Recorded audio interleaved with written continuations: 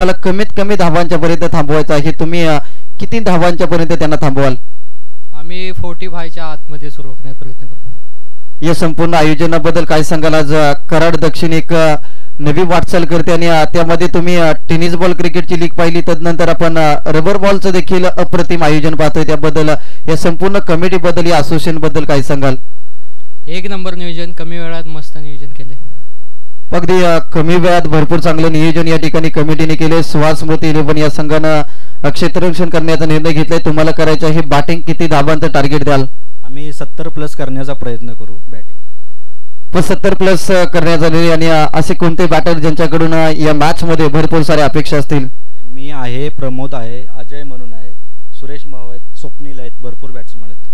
अगदी अनुभवी फलंदाजाचा भरणा आहे आणि त्यांच्या जोरावरती तुम्ही 70 ते 75 धावांचं टार्गेट देऊ असं आश्वासन या ठिकाणी दिलेलं आहे. दोन्ही टीमला आपण देऊयात खूप साऱ्या शुभेच्छा. कारण क्षेत्ररक्षण सजलेलं आहे आणि